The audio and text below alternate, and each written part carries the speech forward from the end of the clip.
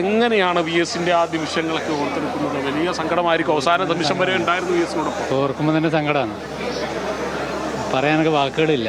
അത്രമാത്രം അടുപ്പായിരുന്നു V S. ഇപ്പോൾ ഇത്ര തുല്യനായിരുന്നു എനിക്ക് വി എസ്. എത്ര വർഷം ഉണ്ടായിരുന്നു വി എസിനോടൊപ്പം? 7 വർഷം ഉണ്ടായിരുന്നു. 7 വർഷം വി എസിനോടൊപ്പമായിരുന്നു. അവസാന നാളുകളിലൊക്കെ കാണാൻ പോയിരുന്നു വി എസ്? കാണാൻ പറ്റും. കഴിഞ്ഞ ആഴ്ച ഞാൻ തിരുവനന്തപുരത്ത് പോയിരുന്നു, SUT ഹോസ്പിറ്റലിൽ.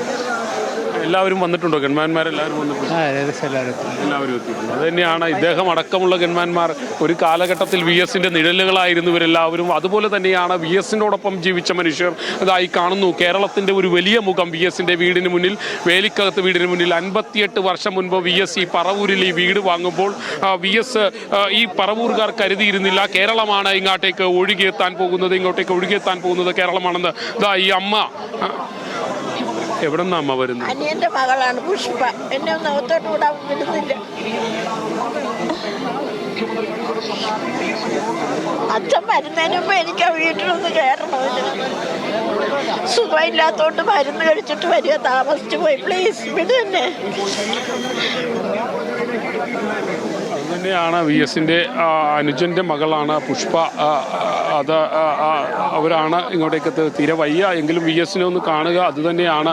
ഇതേപോലെ തന്നെയാണ് കേരളത്തിൻ്റെ ആകമാനമുള്ള മനുഷ്യർ. വി എസിൻ്റെ വേലിക്കകത്ത് വീടിന് മുന്നിലാണ് ഈ കാണുന്നത്. 1 കിലോമീറ്റർ നീളത്തിൽ കാണുന്ന വലിയ ക്യൂ.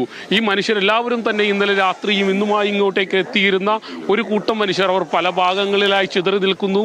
വലിയൊരു ക്യൂ നമ്മൾക്കിവിടെ കാണാൻ കഴിയും. 1 കിലോമീറ്റർ ചുറ്റളവിൽ നിന്നുകൊണ്ട് അവിടെ ഗതാഗതം പൂർണ്ണമായും നിർത്തിവെച്ചിരിക്കുകയാണ്. വാഹനങ്ങളൊന്നും തന്നെ ഈ ഭാഗത്തേക്ക് കടത്തിവിടുന്നില്ല. 1 കിലോമീറ്റർ ചുറ്റളവിൽ തന്നെ ഈ വാഹനങ്ങൾ പൂർണ്ണമായും നിർത്തിവെച്ചിരിക്കുന്നു. വാഹനങ്ങളൊന്നും കടത്തിവിടുന്നില്ല.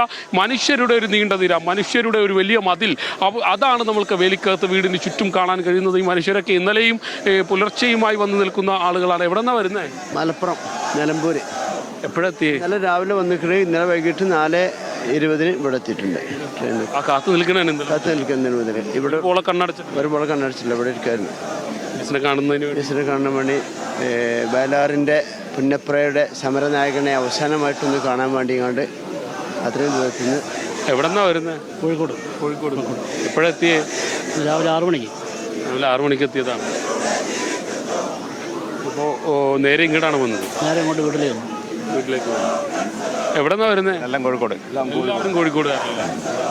എല്ലാവരും രാവിലെയാണോ? രാവിലെ എത്തി. തന്നെയാണ് ഈ മനുഷ്യരെല്ലാവരും നമ്മൾ ഈ കാണുന്നത് പോലെ ഒരു വലിയ നിര, മനുഷ്യരുടെ ഒരു വലിയ നിര. അവരെല്ലാവർക്കും അവർക്കറിയാം വി എസ് ഇങ്ങോട്ടേക്ക് എത്തും, തങ്ങൾക്ക് അവസാനമായി വി എസിനെ ഒന്ന് കാണാൻ കഴിയും. ആ പ്രതീക്ഷയിലാണ് ഈ മനുഷ്യരെല്ലാവരും തന്നെ വന്ന് നിൽക്കുന്നത്. ചേച്ചിമാരുടെയൊക്കെ ഒരു എപ്പോഴെത്തി ഇങ്ങോട്ടേക്ക്? എപ്പോഴാണ് വന്നതെന്ന്? പുലർച്ചെ 3 മണിക്ക് എത്തിയതാണ്. എവിടെ നിന്നാണ് വരുന്നത്? ആറന്മുള എന്ന് തന്നെയാണല്ലേ? ഞങ്ങളെല്ലാവരും സ്ത്രീകളാണ്. ഒരു വലിയ നിരയുണ്ട്. ആറന്മുള എന്നാ വരുന്നത്? 3 മണിയായപ്പോൾ എത്തിയതാണല്ലേ?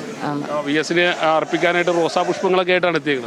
അതെ, വി എസ് കൊടുക്കാനായിട്ടാണ് അവസാനമായിട്ട്.